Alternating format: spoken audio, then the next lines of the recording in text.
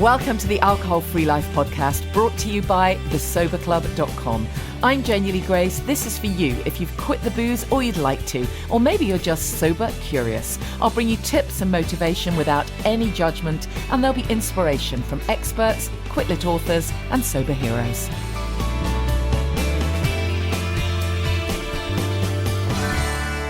Hi and welcome to the podcast. I hope you've had a good week. We've had a really lovely week in the Sober Club. We had John Siddiqui do an exclusive meditation session for us. Just so great. John has been a podcast guest. You've probably heard him before, and you will have heard him on Insight Timer. He's a top spiritual guru and expert, and of course author of the great book Signposts of the Spiritual Journey, which I hadn't realised is not even out yet. It's out next week, I think. I feel like I've been talking about it for ages. It's a really good book. I'll put the link in the show notes. But John did a session for us in the Sober Club, and it was just so helpful that he helped us to kind of recognise that everyone can meditate. You know, it's not about being locked to whatever you think meditation is. It can be whatever it is for you, but the act of rocking up for meditation, that's self-care. And he did this kind of great example for us that everyone could relate to. It was super useful. So I'm very grateful to him. We do some great stuff in the Sober Club, though I say so myself. I'm really proud of it. We really have got some amazing experts that pop in and offer us sessions. We've got something coming up with Joe from Beyond NLP as well. Joe's going to do a session for us. In fact, I'm pretty sure we're going to do a session with Joe, who is a queen of NLP. I did my training with Joe, and I'm pretty sure we're going to do a session around avoiding hitting the fuck it button, which I thought would be a great topic, not just around drink, because, of course, there are going to be many people who, as we come closer to Christmas, are just going to, oh, fuck it, who cares? I know I've committed to whatever, 100 days. I know I'm doing really well, allegedly. Oh, fuck it. So how do we get over that? And it might be something else. It might be that you've committed to another behaviour change, and you really just want to press on through that. It's about doing what we've said we want to do, right? Rather than what we have to do or what we're forced to do. So Joe's going to do a session for us in the club on that as well. So if you haven't already, obviously, check it out, thesoberclub.com.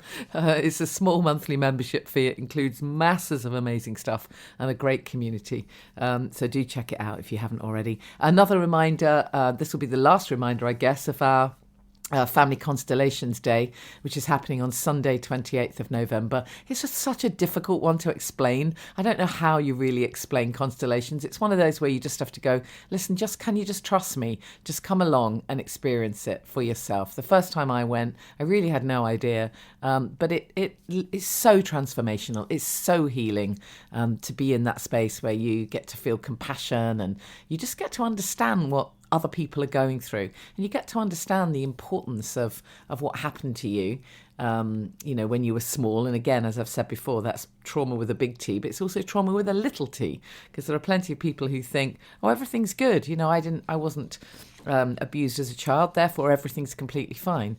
But there's so many nuances here, and it could be also the inherited family trauma. Again, lots of people listen to the podcast with Mark Wolin. I'm really so blessed to get that interview. He's just brilliant. I absolutely love his book.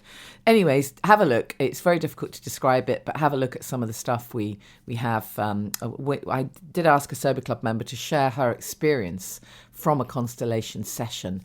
So obviously, if you have a read of that, you've heard me talk about my experience on the podcast. And if you are in the UK and you're able to get to that, there's still some tickets left. We'd absolutely love you to come along. So it's Sunday, 28th of November. If you go to thesoberclub.com and click on events, you can find the information there. And you can always DM me, or message me if you've got any questions.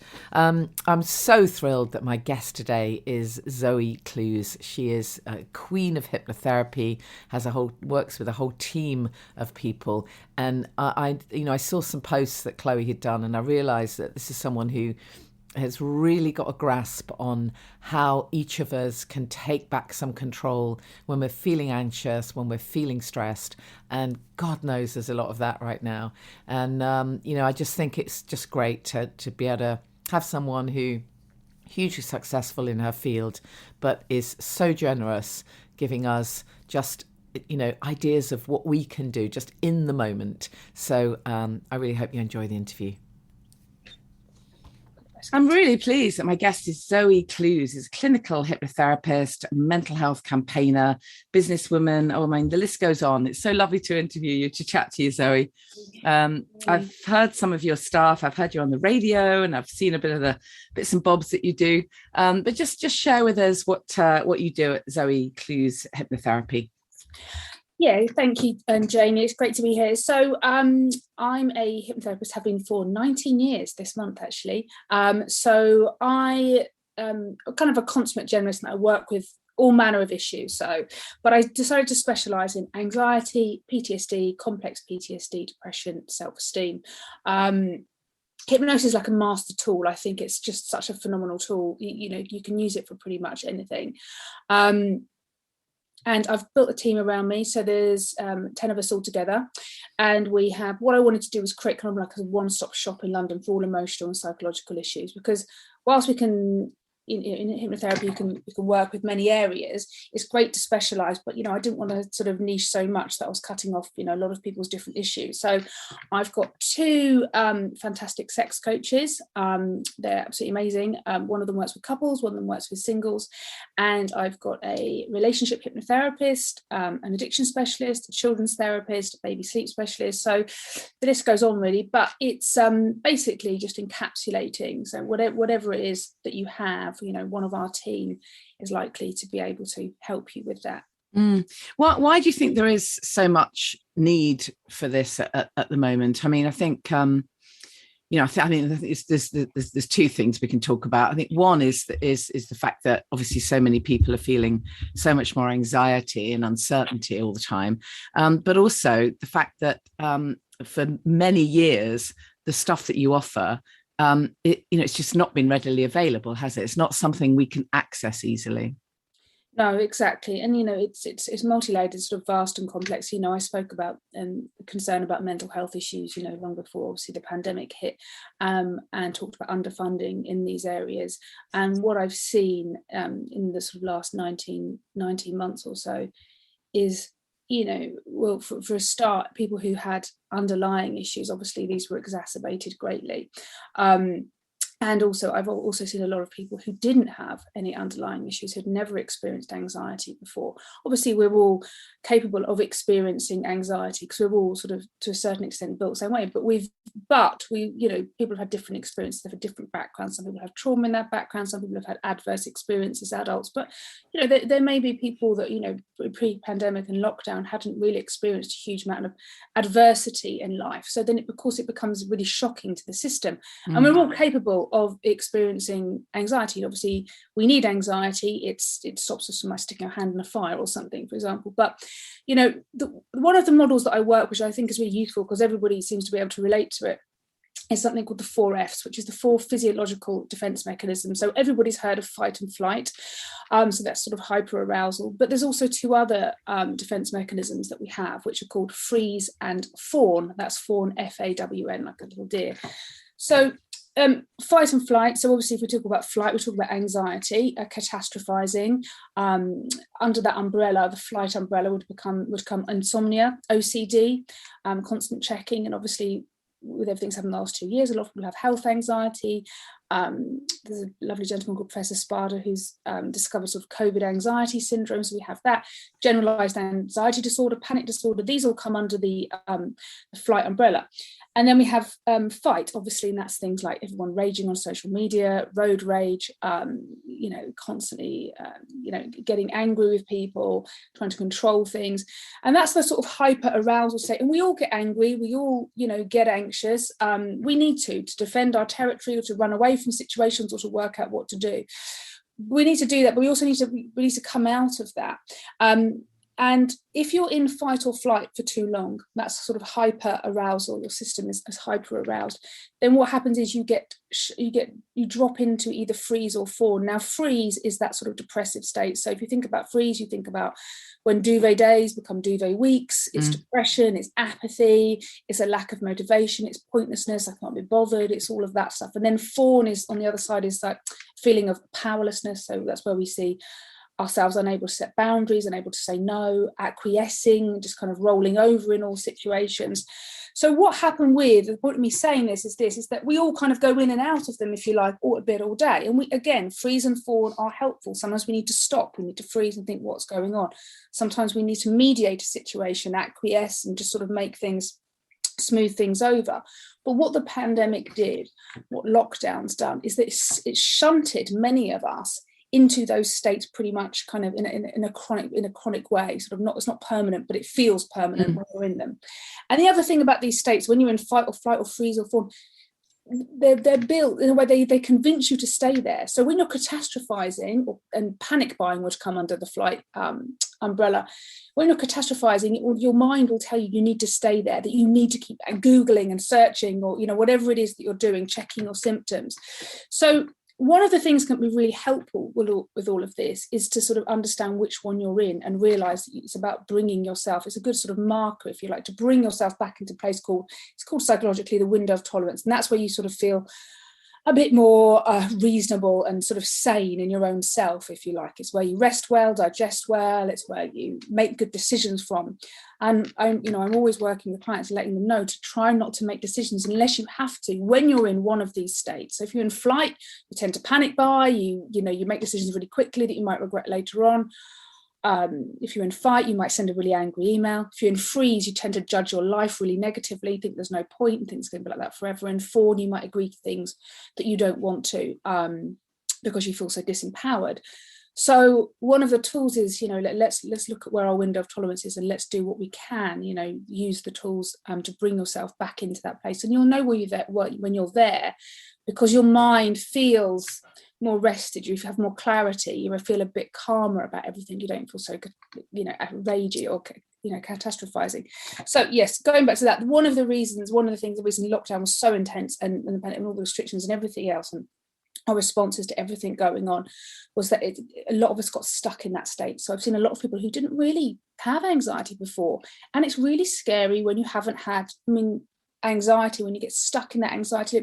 It's terrifying, when you first experience that, because one of the symptoms of, I always say, two of the worst symptoms, and I'm not minimizing any of the other symptoms here, but one of the worst symptoms of anxiety or depression is the belief that it will always be like that. Yeah, that because anything is tolerable, isn't it? If pretty much anything is tolerable, childbirth, for example, if you know that there's an end. Yeah. But the thing is, it's a real killer because it's one of the symptoms of it. So a lot of my work when I'm working with people who are in anxiety or deep depression or an enormous amount of pain and suffering is to let them know that this will pass.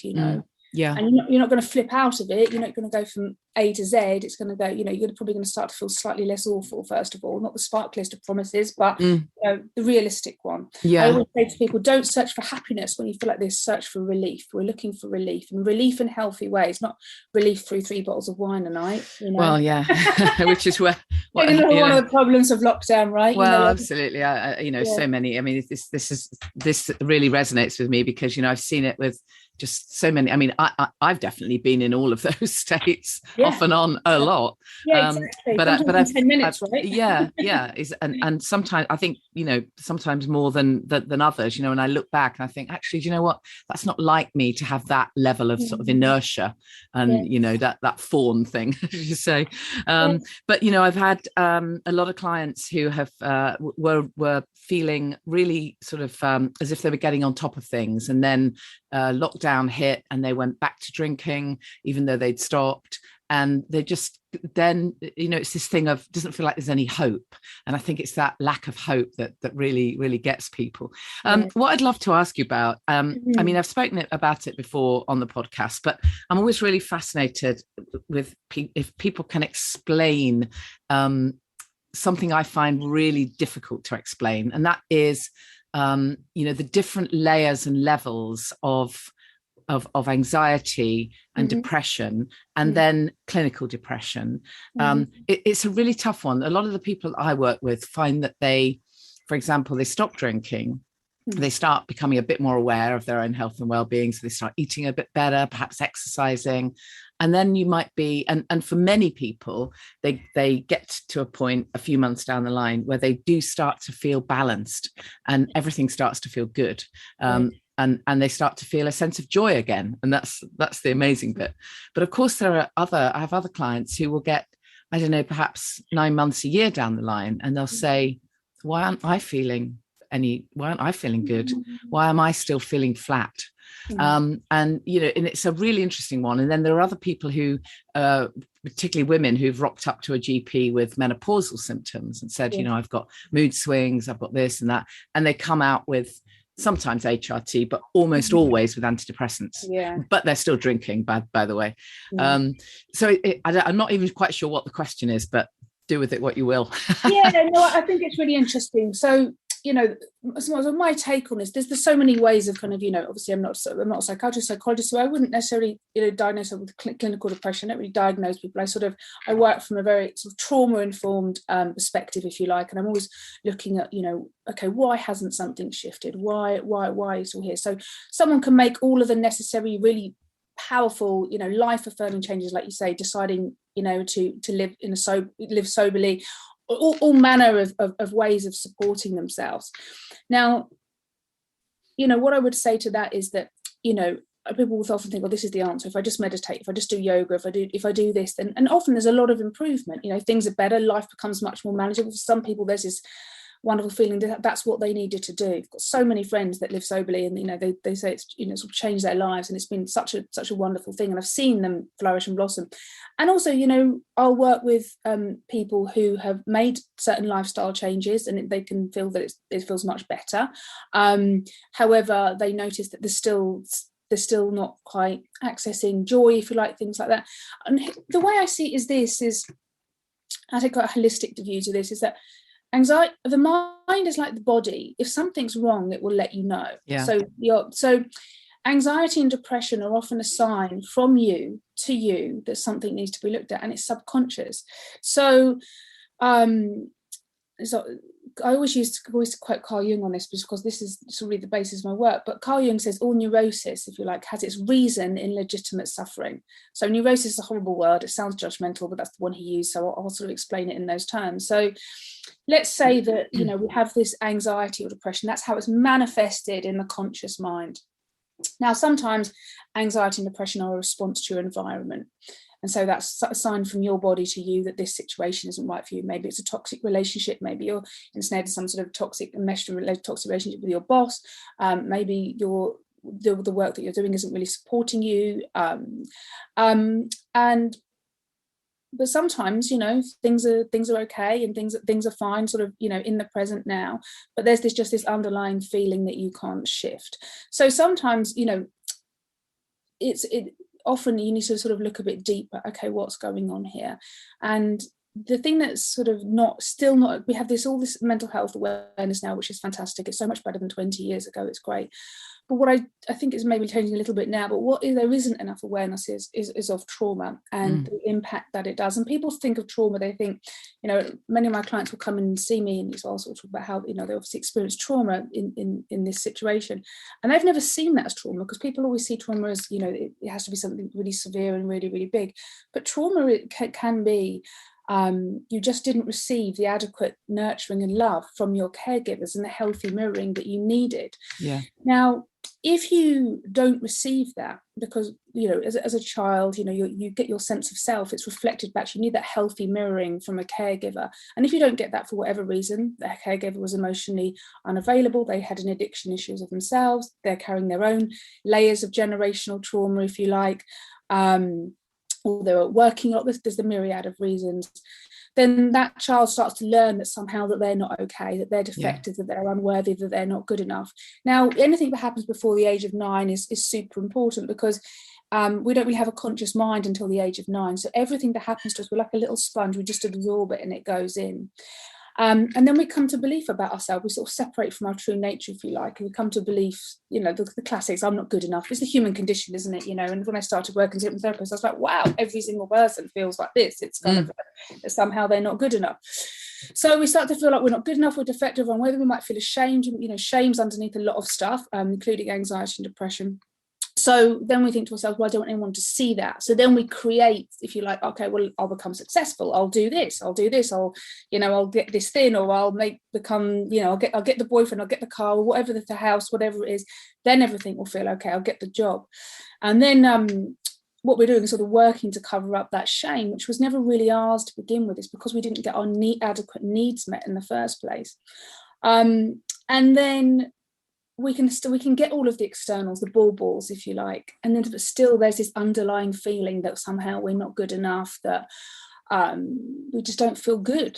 Yeah. And then we can make lifestyle changes on top of that, and we can go, I'm doing all the right things, I'm going to yoga, I'm not drinking, I'm eating really healthily, but still I've got this feeling. Now if that's still going on, then it's worth looking at what's going on underneath.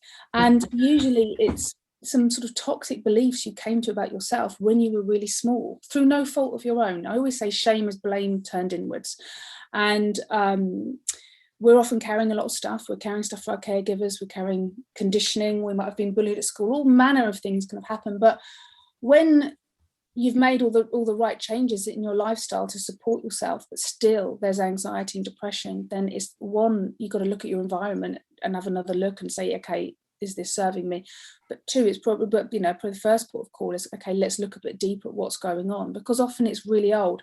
It's the subconscious doesn't understand time. So if we come to a belief, if we're bullied as a kid, we come to a belief, I'm unacceptable, I'm not good enough, we think it's about us.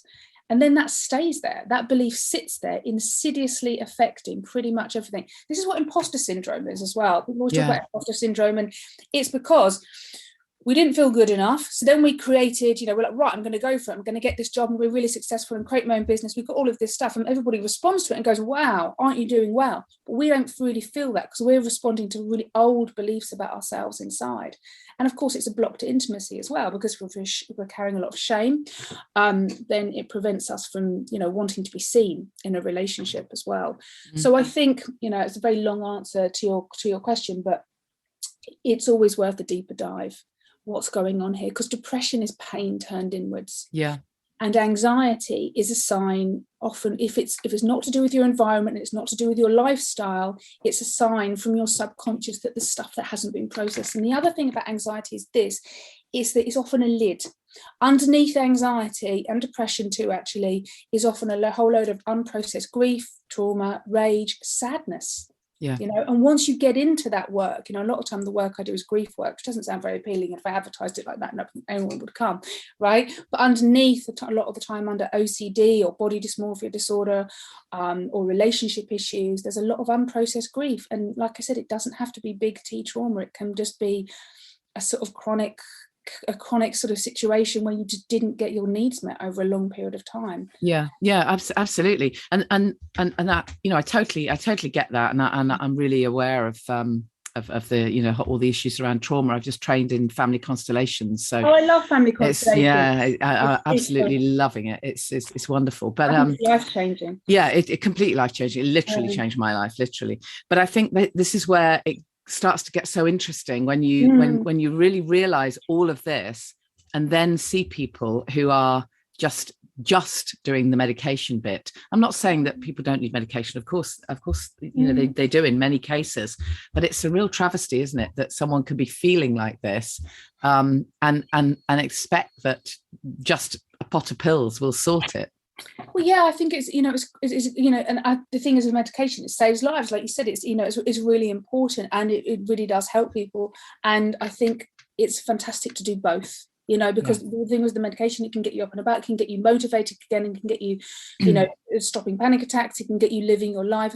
But I think it's always, it's also important to investigate in with someone really safe therapist or whatever, to slowly start to unpack what drove it in the first place. I don't think we just have anxiety and depression for no reason. I think it's a response to things that happen to us, and often we've got no idea what that is. I don't mean that we discover things that happen to us, I've never had that happen once in 20 years, but more that we don't realize how the things that we've gone through have actually impacted. We have no idea. I work with clients all the time, and they're like, I had no idea that experience of a teacher shaming them or something has stayed with me all this time. And obviously we do the emotional release in a really safe way, we unpack it, and there's a lot of relief. You know, what we're searching for is relief from depression, anxiety, but relief in a safe and healthy way. Yeah, absolutely. So can you give us any tips of any kind of little things that any of us can do that can just help us feel a little bit better in the moment? Of course, yeah. Well, I'm going to go back to this fight, flight, freeze, fawn thing because I just think it's so great. So it's worth noticing which one you're in. Okay, so if you're speeding up, you're getting really adrenalized, you start to catastrophize. Okay, so in a way, there's self-care for each of them. Okay, yeah. So different activities for each of the. We're not feeling good. We're in one of the states, undoubtedly. So if we're in flight, anxious, catastrophizing, panicking, what we tend to do, the behaviors which reinforce the state are checking, feeling like we need to do something. When you're in flight, it will tell you need to act now, and there are genuine times when you do. However, a lot of the time our flight states are getting triggered and there's nothing we can do. We're constantly watching the news, social media. Turn off all kind of stimulation, if you like. You need to down regulate when you're in fight or flight. And those things are talking to someone who's safe, talking about how you feel, reminding yourself of the state that you're in, because a lot of anxiety, a lot of recovery from anxiety is about your self-talk, it's about self-parenting. I'm sure you know about this one already, but it's like, talk to yourself out loud if you have to. Yeah. It's okay. Well, I think it's interesting you just mentioned, I forget exactly how you put it, but effectively acknowledge what's going on, because often we don't actually even acknowledge that this is happening. We're just in this terrible panicky state, but actually we probably need to tell ourselves something is triggering me right now, or I am upset about this. And sometimes just stating it. And say it out loud. It doesn't matter. You just say, okay, right now I'm in that flight place, and when you're in fight or flight, the mantra is, before you do something, do nothing. Because if you're in fight and someone sends you an angry email and you fire one back, you can look back at it, you wait 24 hours. You don't have to. I think worse than a WhatsApp argument is there. We've said not quite fast enough. But flight as well, and the anxiety, because the anxiety is that state that feels really, really unbearable. It's like, so you need to down regulate. So it's grounding. Say to yourself, right now, right here in this moment, I am okay. Yeah. Because we try to control everything when we're in fight or flight, and a lot of the time these things, sometimes we just don't know. We have to be sort of a little bit comfortable with uncertainty, don't we, at the moment? And it's about self-parenting, talking to yourself. Sit there and have a cup of tea with your feelings, okay, and talk to yourself like you would. It's all about self-talk. Talk to yourself how you would try, because you need to talk yourself down and sort of love yourself down from that state, because when you're in flight, high anxiety, it will convince you need to stay there. It's a self-perpetuating, self-feeding monster, if you like. Yeah. So it's about talking yourself down, have a cup of tea with your feelings, take a break, step away from all the things that are triggering you, the social media, the news, conversations with friends, whatever it is that's going on.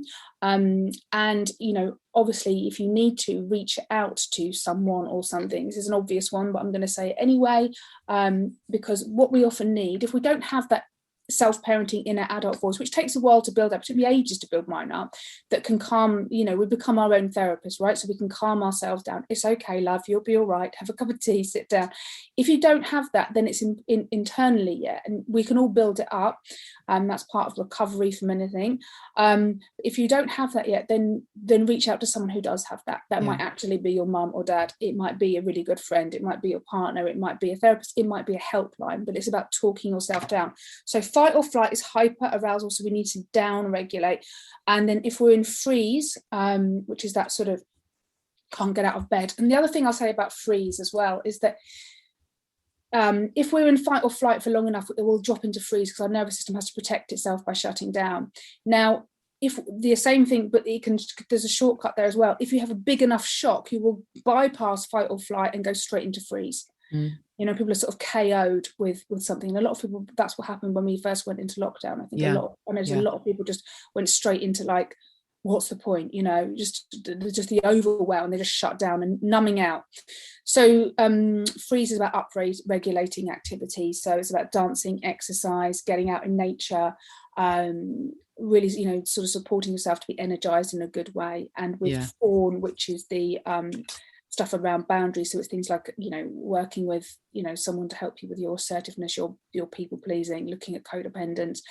So if somebody says to you, can you do this, and you feel a strong no, but you're so sort of almost compulsively conditioned to say yes, just start by saying, let me sleep on it. Start setting boundaries in small ways, because I think it's really important to notice which one of the states you're in and then use the appropriate help techniques. And actually, you can use some of the states to help you out of the others. Sometimes getting angry can get you out of freeze. Like, I'm not putting up with this. I'm going to fight for what I believe in. And sometimes you need to stop. So you can use some of the states, if you like, to remind yourself of what's helpful about them all, because they're all helpful, but we get stuck in them. That's the problem. I'm just going to pause there just for one moment, just to leave a little gap, because there's an ad goes in. Okay.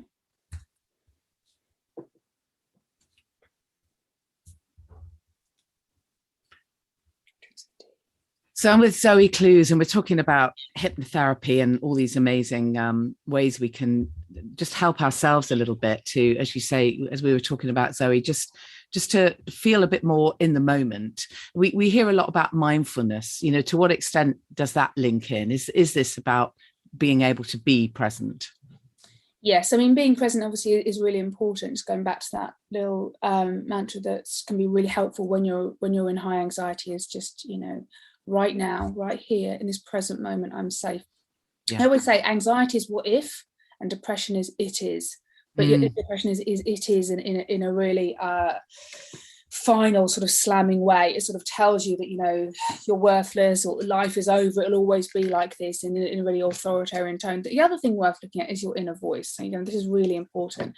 I could surgically remove people's inner critic. I'd be a billionaire. Wouldn't that be great? Yeah, I need to put Elon Musk or something at some point. But it is watching how you talk to yourself, and there's loads of little hacks you can do here. So because it's the inner voice really that will drive you into a panic state. You must do this now, you're in danger, your life is awful, you're worthless. It's the inner critic it's the inner voice. Now often we have a really, really loud inner voice if there is a lot of unresolved, you're unprocessed, there's a lot of stuff that you need to process underneath it. It also gets really loud when you're triggered into fight, flight, freeze, or fawn. It will be particularly pernicious in the freeze state, I think, but in flight it will send you into a bit of a frenzy, really, and that's when we start to get really panicky.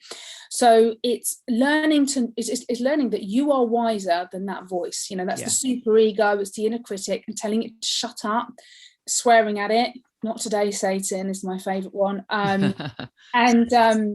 also learning to take it less seriously. It's not, if you listen to it, it's kind of like, it's not what it says to you, it's the tone of it that's the killer. So if you repeat the words in a kind of voice that you can't take seriously, like, I don't know, like a cartoon voice or something, then it kind of loses its authority, and it's starting to separate out from it. And I think mindfulness is great for that, starting to separate out, because people are so enmeshed with their inner critic that they believe that that's who they are. They think that that's the truth, that this narrative in their head is the truth of who they are, and it's just not. It's kind of like your inner critic, like your conscience. It's got mixed in with loads of trauma, and it becomes this really shaming, sort of poleaxing kind of inner voice, really. And it can devastate people's lives. So it's really worth working with that, because that can whip you into frenzy of anxiety. It can send you into depression. It can stop you from doing things. It can drive you to do things that you look back and think, why on earth did I do that?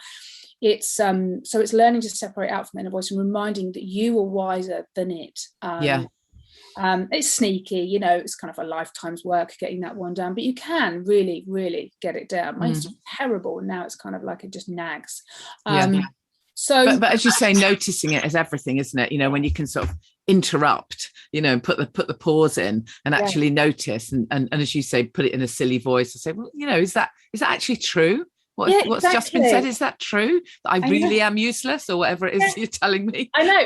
It's such a buzzkill as well, isn't it? It's kind of give it silly voice, put a wig on it as well, make it look ridiculous, so you just can't take it seriously. And ask yourself, I mean, this is an obvious one, but would I speak to anyone else like this? Exactly. Most of us would never. And also think about it, if we had someone that was actually following us around saying that, we would have KO'd them, wouldn't we? Yeah, Years exactly. ago, I hope.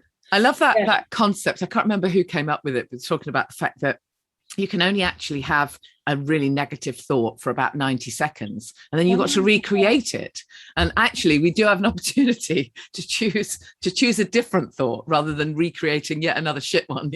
Yeah, exactly. And the other thing as well is like writing down a list of your own, if it really attacks your self-esteem, is write down a list of your positive qualities. It's a really practical thing.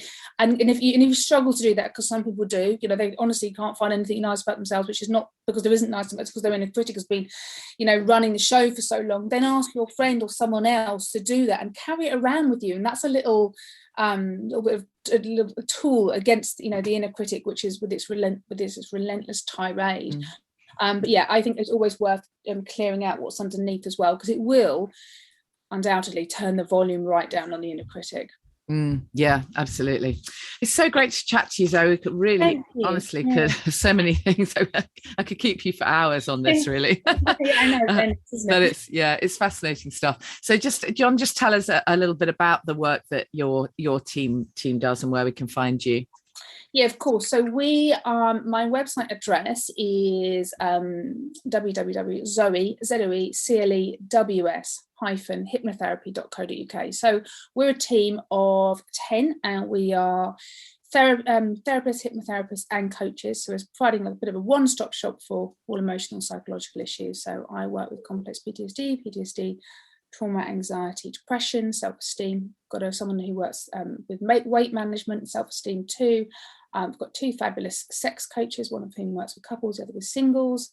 I have, we're covering all bases, really. Fiction. I'm guessing you've seen in the last, sort of year and a half or whatever, you must have seen a rise in people with sort of PTSD or, trauma kind of definitely going on. And a lot of very anxious children. I was listening to Dr. Renee Henderkamp the other day, the GP. I love Dr. Renee. Yeah, she's amazing. And I was hearing her, it was just really sad because she was talking about the fact that in her GP surgery, she's seen so many more young children who were completely fine. And now they're suffering from extreme anxiety as to what they might be doing, potentially killing granny or whatever. And this is terrible what's happening to children. And the other thing that really worries me, and again, I don't know if it comes under your remit, but, I've got friends with children with, really quite severe mental health issues. And the waiting list is something like 2 years to see CAMS. What is that about? I know it was, mental health was really bad before, a terrible place before. It completely turned the screw on. I said in September last year, I'm very, very concerned that we're kind of installing OCDs, agoraphobia, social anxiety, health anxiety in children, in these young and tender psyches. Like I said, we're purely in our subconscious, and I have worked with a lot of the parents there with the child, but I've worked with a lot more children than usual that are really worried about things like mummy and daddy dying, who would never have, you only really have that if you, as a child, if you've lost someone around you, because, again, things don't come from, things don't just land on us from the sky. We have things like OCD and extreme phobias because of something that's happened to us. It's an old wound. We fear what's already happened. So these children are getting these constant, unrelenting fear messaging. Well, we all have, haven't we? But for children, the children are the ones I feel especially sorry for, because it's been relentless fear messaging. And of course there's a result, and the parents have done their absolute best to protect children, but children aren't resilient. This thing about, I wrote a blog about this, we need to stop believing the lie that children are resilient. They're not resilient. They are open, they're little sponges, and people have done amazing jobs protecting their children from everything that is going on. But we have to understand that when children are exposed to things, they're going to be impacted by it. Yes,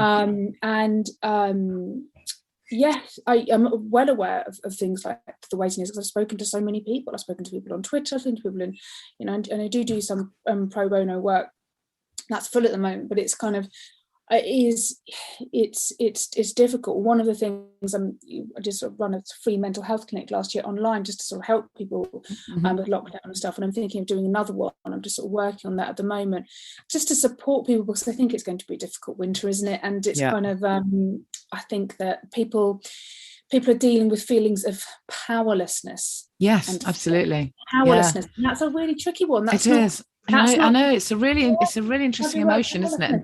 Just that uncertainty of everything. I've got about 3 things I'm trying to book at the moment, and I can't make myself pick up the phone.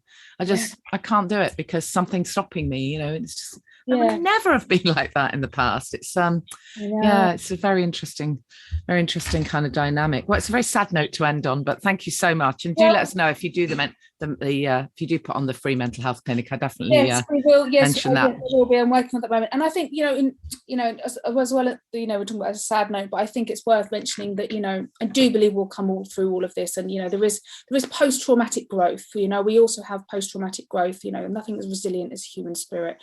And well, that's a nice expression. I like that. Yeah. Post-traumatic growth. Okay. Post-traumatic growth. Yeah, I did a blog on that recently. That's up. Look about how we'll find a way through, because there is, with all of this comes an enormous amount of growth, and that's not to minimise anyone's suffering at all. It's just to say, I think it's really important that we have hope as well at the moment. Yeah, definitely. Zoe Clews, thank you so much. Appreciate it. Okay, thanks, Janey. Bye.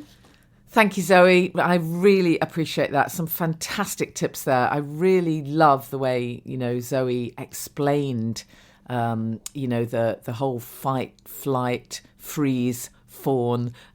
It's so true of all of us. I've really been noticing my own reactions to things since that conversation. And of course, the power of connection. It really is the key. It really is sharing what's going on with somebody else who gets it.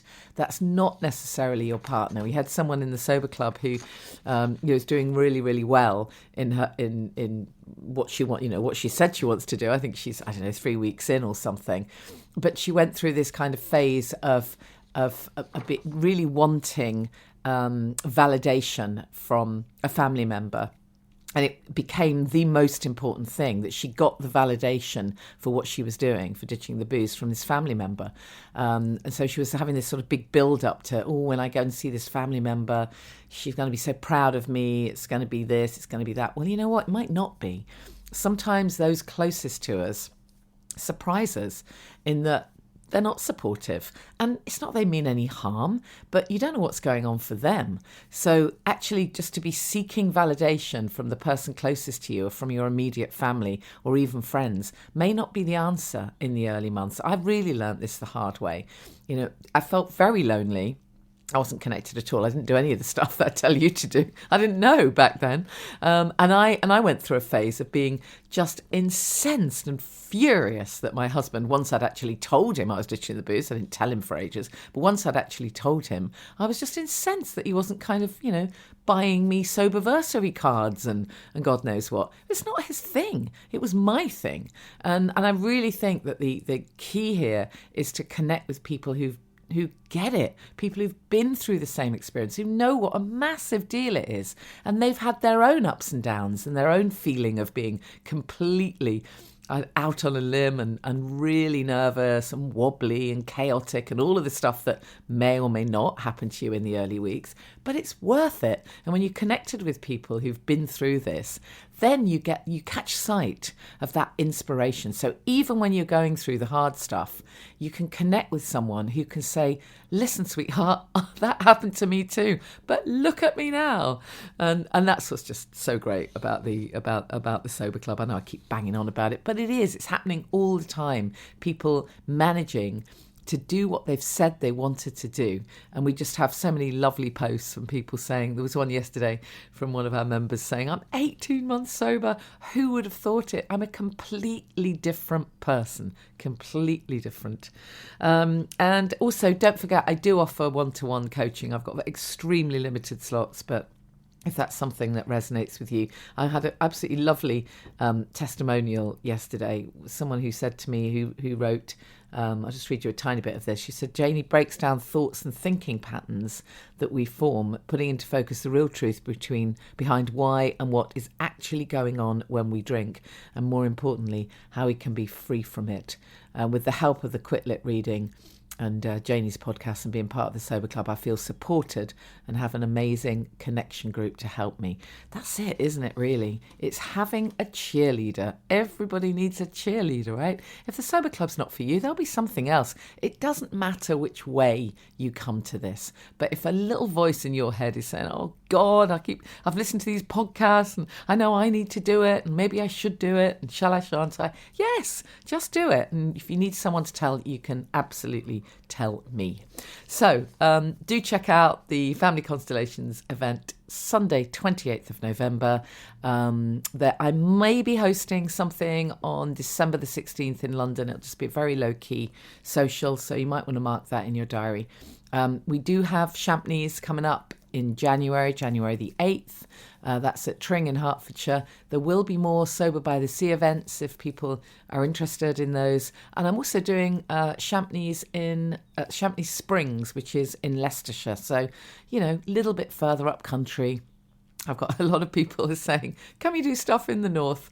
But it's just a little bit further up. That's the end of February. So if you have a look at the show notes or you go to soberclub.com, you'll find all the info there. Whatever's going on for you, I wish you a great week. Stay connected. You can always follow me on social media. You can always send a message. And I'll see you same time next week. Thank you for listening to the Alcohol Free Life podcast, brought to you by the Sober Club. Please rate and review. And if you want support, accountability and inspiration, and you want to live your best life without the booze, check out thesoberclub.com.